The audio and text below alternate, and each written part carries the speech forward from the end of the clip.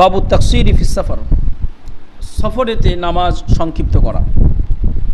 अभी قال حدثنا عبد الوهاب بن عبد الحكم الوراق البغدادي قال حدثنا يحيى بن سليمان عبيد الله النافع عن ابن عمر رضي الله عنهم قال سافرت مع النبي صلى الله عليه وسلم أبي بكر وعمر وعثمان فكانوا يصلون الظهر والعصر ركعتين ولا يصلون قبلها ولا بعدها وقال عبد الله لو كنت مصليا قبلها أو بعدها لأتممتها। রসুল্লাহ সাল্লাল্লাহু আলাইহি ওয়াসাল্লামের সঙ্গে আমি সফর করেছি, ইবনে উমর রাদিয়াল্লাহু বলছেন, আবু বকর রাদিয়াল্লাহু সঙ্গে করেছি, উমর রাদিয়াল্লাহু সঙ্গে করেছি, উসমান রাদিয়াল্লাহু তাআলার সঙ্গে করেছি। তারা জোহরের নামাজ, আসরের নামাজ দুই রাকাত করে পড়েছেন, তার আগে পরে কোনো নামাজ পড়েননি। অথচ ওনার রেওয়ায়েতই আসছে রসুল্লাহ সাল্লাল্লাহু আগে পরে নামাজ পড়েছেন, নফল নামাজও পড়েছেন এবং সুন্নাতও পড়েছেন।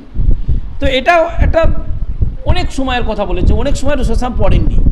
তার মানে ওই নফল নামাজ তো পড়েছেন, কিন্তু ওই ওয়াক্তে সুন্নাত হিসাবে হয়তো পড়েননি। এটা বেশিরভাগ ঘটেছে বলে এরকম বলেছেন। অর্থাৎ এই অধ্যায়ের শেষের দিকে উনি রেওয়ায়াত করবেন যে রসুল সাল্লাল্লাহু সুন্নাত হিসাবেও নামাজ পড়েছেন। উনি বলেছেন যদি ওর আগে বা পেছনে আমি নামাজ পড়তাম তাহলে তো আমি নামাজটাকে তাম করতাম, মানে পুরোপুরি 4 রাকাতই পড়ে নিতাম। তাহলে সফরের যে রুখসাত দেওয়া হয়েছে, সেই রুখসাতের অর্থটাই কী থাকলো যদি আমাকে সুন্নতি পড়তে হবে? এখানে অর্থটা পরে বলা হবে যে সুন্নতগুলোও রুখসাত, কেউ চাইলে রুখসাতটা গ্রহণ করতে পারে, কেউ নাও গ্রহণ করতে পারে। যদি কেউ রুখসাত গ্রহণ করে তাহলে তো সে তার ইচ্ছার ব্যাপার না, তার প্রতি তো কোনো মানে আসে না, কোনো অভিযোগ আসে না। সেই জন্য অনেক সময় তারা এটা করেননি।